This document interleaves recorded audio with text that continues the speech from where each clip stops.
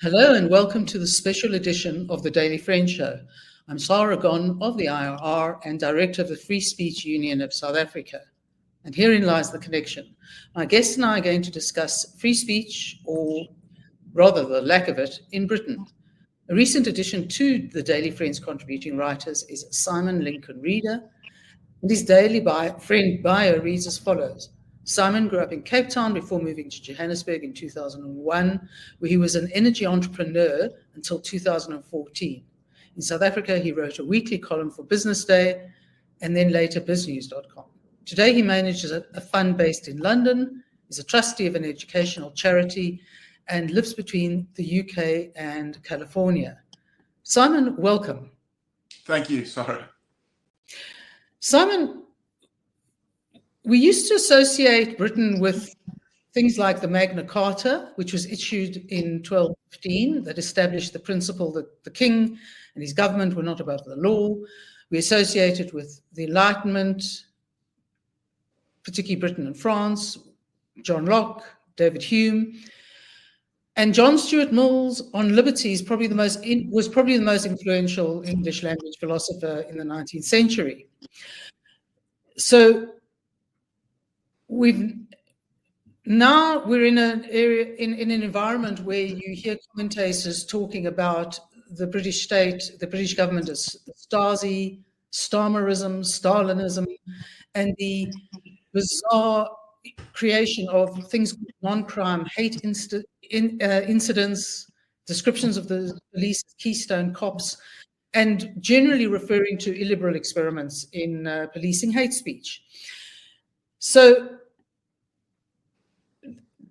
the situation, even from a South African perspective, seems somewhat bizarre because we actually have considerable right to free speech in this country. It's constitutionally enshrined. Simon, what exactly is happening in Britain, or not happening, as the case may be? I think it's helpful to preface any discussion on censorship with what's been happening in America for the last 4 years, where the majority of it has come from, and where you've had Hunter Biden's laptop, then the Twitter file revelations, and then even Mark Zuckerberg's own admission that he was basically strong-armed into censoring content deemed unhelpful by law enforcement. And with the emphasis on America, a lot of people have lost sight of what's been happening in the UK that I would argue is just as bad, if not worse, because particularly in the last 4 years, the state has augmented its apparatus, its censorship apparatus, to play an outsized role in the expression of its people. And you can look to, as you mentioned, non-crime hate incidents, and you could look to the strengthening of Ofcom, which is the broadcast regulator. But I think in terms of censorship and the monitoring of speech, no greater and more topical example exists than in the case of Alison Pearson, the Telegraph journalist. Now, as I understand, Alison found herself having her door knocked upon by a couple of policemen on Remembrance Sunday, and essentially alleged that she actually had committed a crime in fostering hate through a tweet, an ex-tweet, whatever you call it, about a year ago or earlier this year, anyway, a while ago, in which she had criticized, mistakenly, a group of protesters regarding Pakistan, but she criticized them on the basis that she thought they were pro-Palestinian protesters, and the police were, as I understand it, sort of standing with them, having photographs taken of the whole event. They didn't specify what the issue was. They didn't say who had laid the complaint. They invited her to come in for an interview. Now, from what we've read from other examples of it, you know that is the sure way to see your career suddenly disappearing before your eyes. she has, there was so much hullabaloo created. The investigation has now been dropped, but this is very much Keystone Cops, went from one police department to another area. Simon, she's a well-known journalist on the Telegraph. How does something like this come to pass? Yeah, I mean, so you're right. She was getting ready on a Sunday morning, and Remembrance Sunday is arguably one of Britain's most sacred calendar days.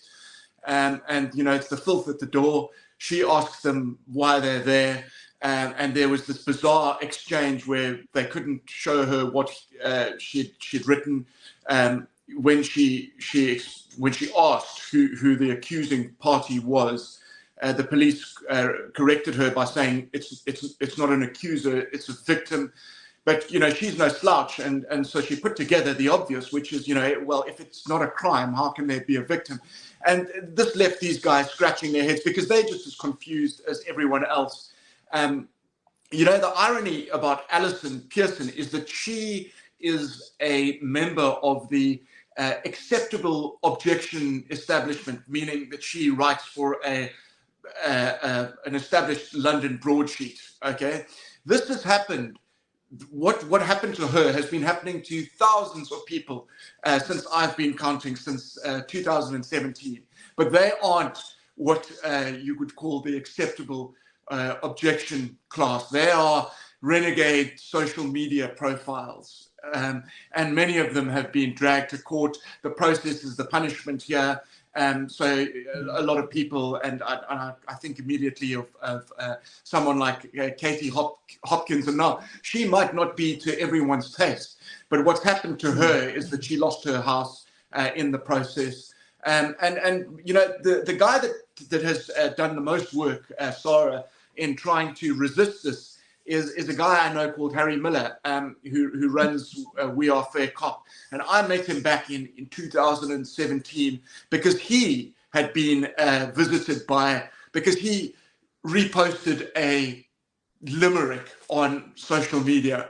And a cop arrived to check his thinking, quote, check his thinking.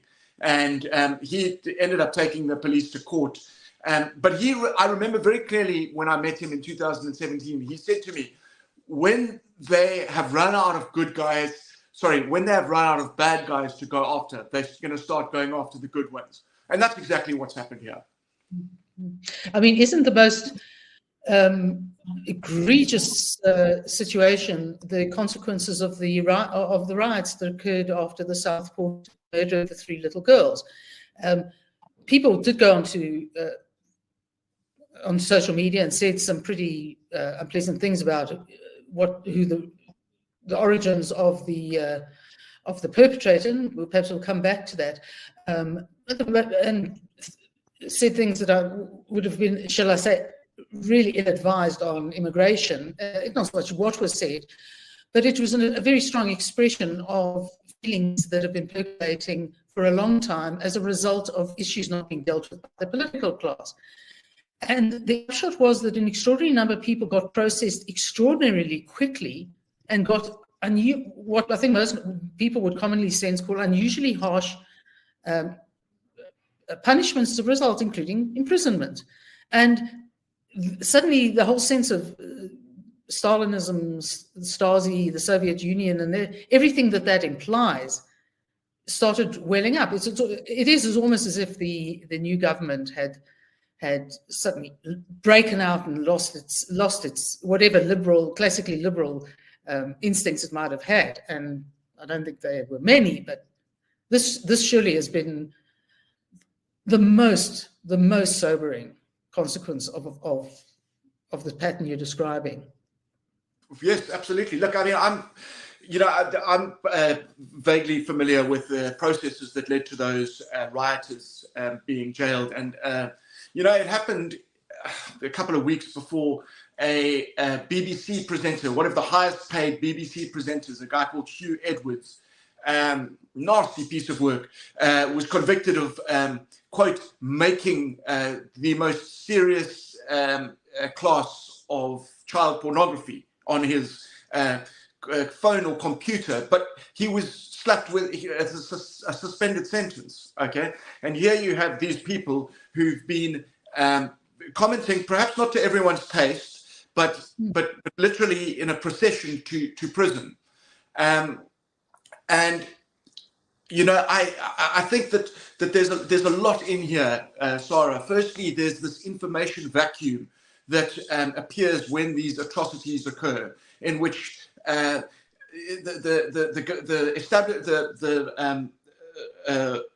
government and its law enforcement and media apparatus, supporting media apparatus, sort of try and mealy-mouth their way out of these situations. And in the case of Southport, it was by describing the alleged perpetrator as a Welshman, okay, as a Christian Welshman. Now, we know that that is not the case. And it's that gap between what people grasp of this, and you know, there's precedent here. You only in 2017 had the Ariana Grande terror attack at the Manchester Arena, and people get very, very jumpy about these sorts of things in light of that. But the manner in which these guys were carted off to prison, whereby they were almost cajoled into accepting the offences, and then just sort of, okay, now so the judges, okay, you've got 2 years, you've got 4 years here, and then you've got the case of Hugh Edwards. This is why there is the appearance of a two-tiered justice. But it's not just justice, is it? It's a two-tiered media. It's a two-tiered law enforcement. The appearance of these things is really bizarre. No,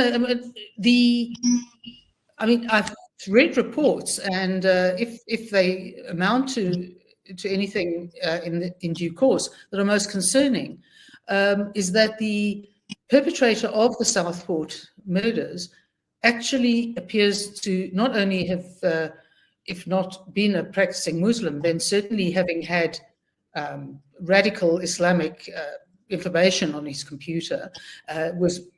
They found that he'd manufactured ricin, which is an extraordinarily devastating poison. And reports are that while he is in prison waiting trial, he's being allowed to attend mosque.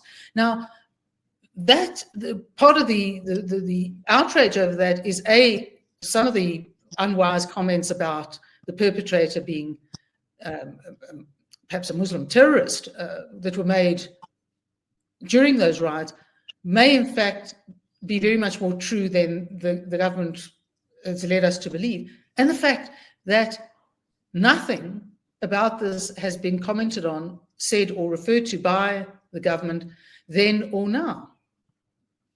Yeah, so I mean, it goes back to the point of this information vacuum. Excused with this, we don't want to prejudice the case when it gets to court. There's been a complete blackout in Parliament. You can't use privilege, which is an astonishing infraction on the the established rules there. Politicians have essentially been have been censored from explaining what they've learned subsequent to the attack. Sorry, Sara? Sorry, I was just saying, you cut out slightly there on your comment of what's happening in Parliament, or rather not happening in Parliament. So the Speaker has essentially suspended parliamentary privilege on this issue to avoid politicians commenting on what they have subsequently learned from the attack. So there's going to be no. I mean, you say he's practicing. He's going to mosque in prison. Apparently, he's got a job in prison as well. We know that the UK prisons are hugely. There is a number of Islamic extremist profiles in prisons who have an outsized influence. Until the case comes to court, we can't talk about it. We can't do anything. But there are very serious grounds. There's very serious suspicions around this from the start to where we are now.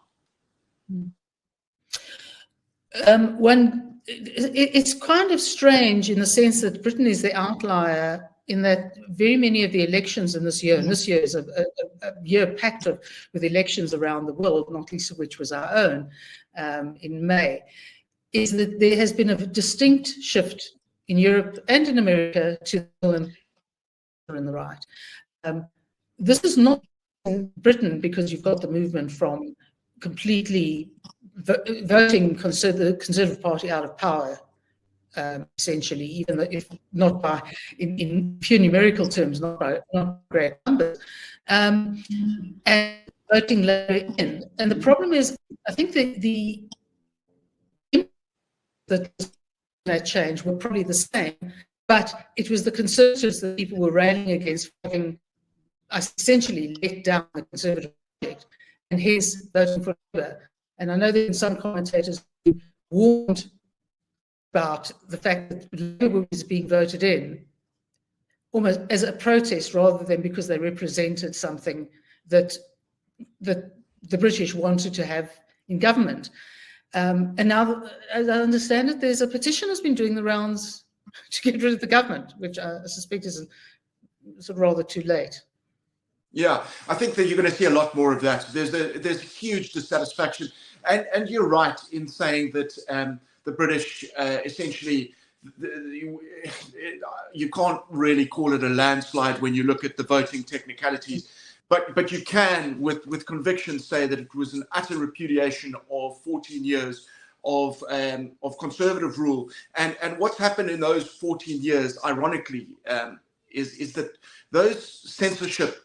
And chiefly via Ofcom, and I think you should watch this organization very closely, what it's doing, how it's being strengthened, the people that are occupying the most important roles there. I think you need to monitor that really closely in the next couple of years. But it was the Conservatives who strengthened that. It was the Conservatives who passed this online safety bill. It was the Conservatives, and I'll quote from from one of the mouths of a Conservative minister, I think earlier this year at some point before the elections, a woman called Caroline Noakes. Okay, I don't know why that woman is still a Conservative MP. She should be with the Greens or on the fringes of the left wing of the Liberal Democrats, because she told a BBC program, and obviously the BBC is, but she told a BBC program that one of the competing channels should have its license withdrawn. That is a direct quote from her being interviewed, and that just captures the last 14 years of these Conservatives. They really were completely ineffective on this point, but even worse, they contributed to the stifled environment where everyone is worried about what they say and the consequences to it. And bringing back to how your introductory points of the Magna Carta, this place is unrecognizable from the conditions that were outlined there. And a friend of mine wrote a book about the Magna Carta, Professor David Starkey, and he published this, I think, in 2015. And I read it again the other day because he himself has been a very victim of this of the censorship, and back in 2020, and it was Keir Starmer as leader of the opposition who led the charge against him. So we've got in this country, I'm not an Englishman, but I happen to live here, but the conditions are set for hugely challenging obstacles in terms of freedom of speech. There seems to be a complete lack in the Western world of muscular leadership, and which I think goes a long way to explaining Donald Trump's victory in the election. I think people want to see whatever one thinks about Donald Trump, and he's, for me, a pretty unattractive character in a whole lot of ways. He speaks with clarity in a sort of strange sense.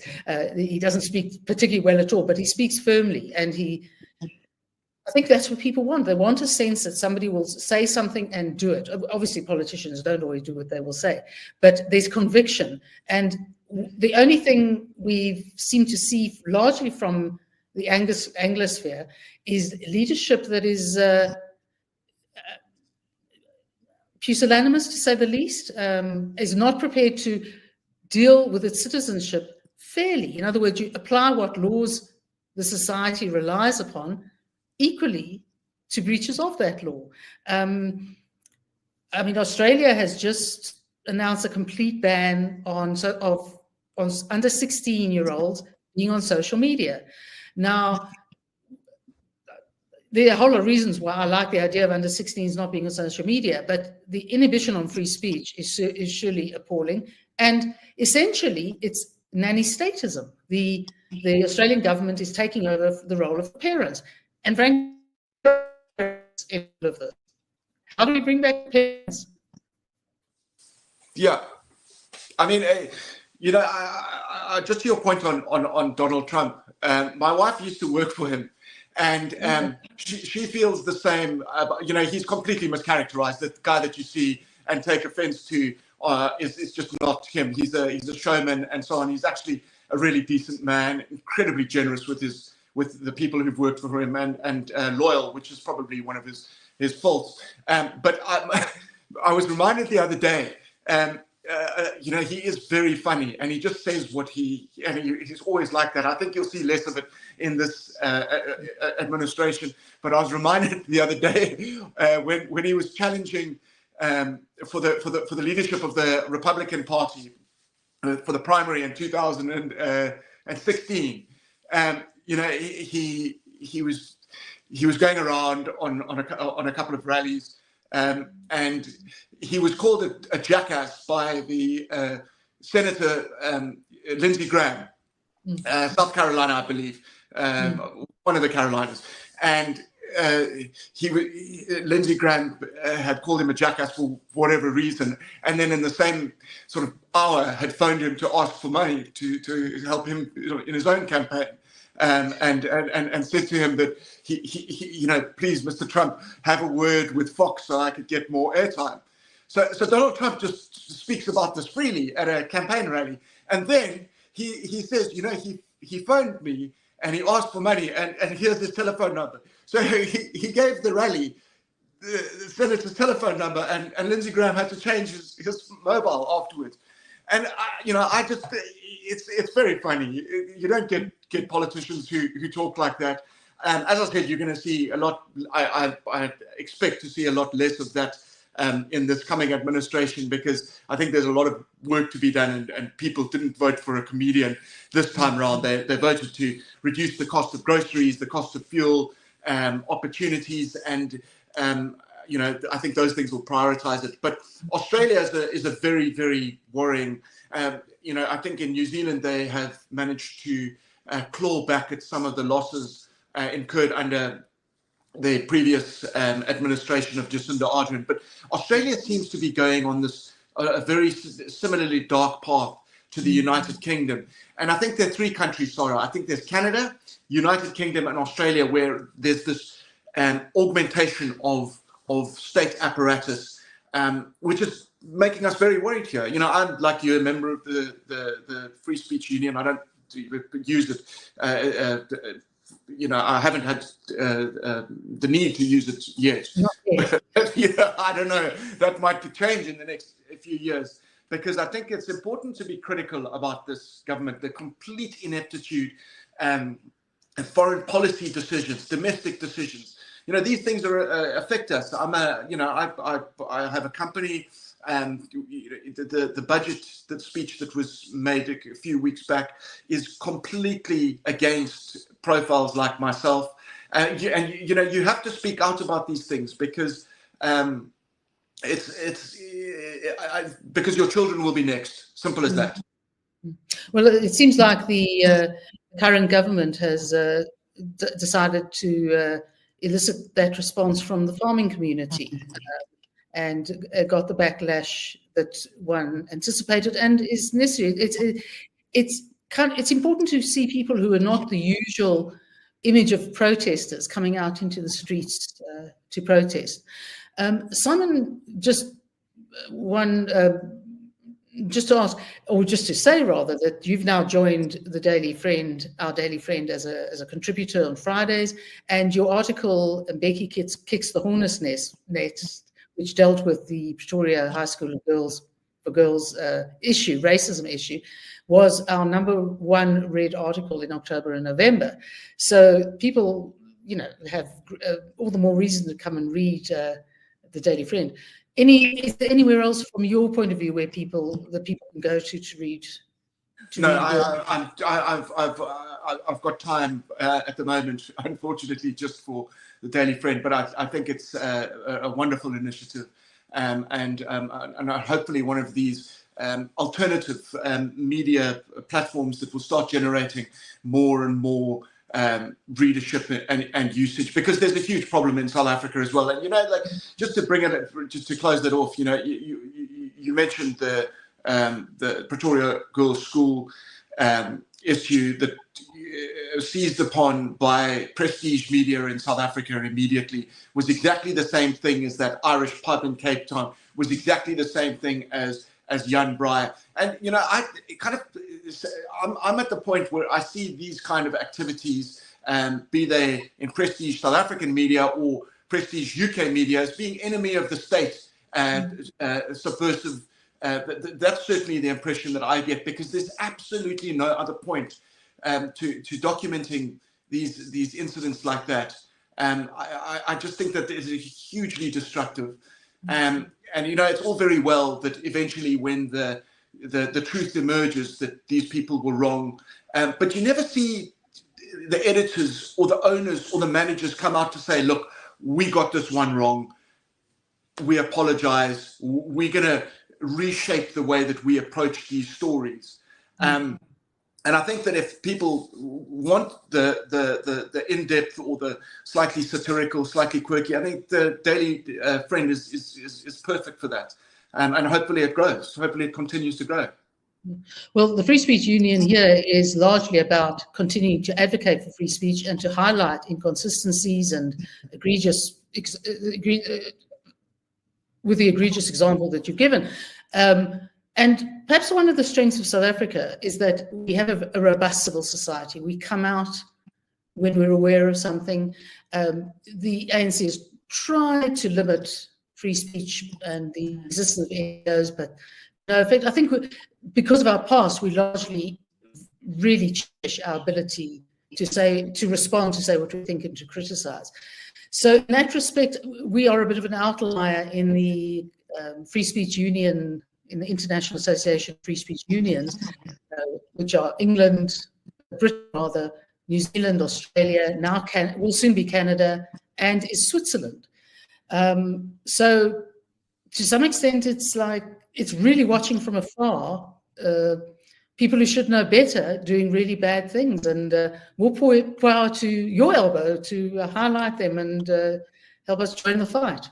Yeah, I mean it's a hill worth dying on, absolutely, and that's where it's going in more and more accelerated terms. And yeah, I think that once you've lost this, and once you've lost the ability to speak out, then you're not really, and you just be another ward of the state, essentially.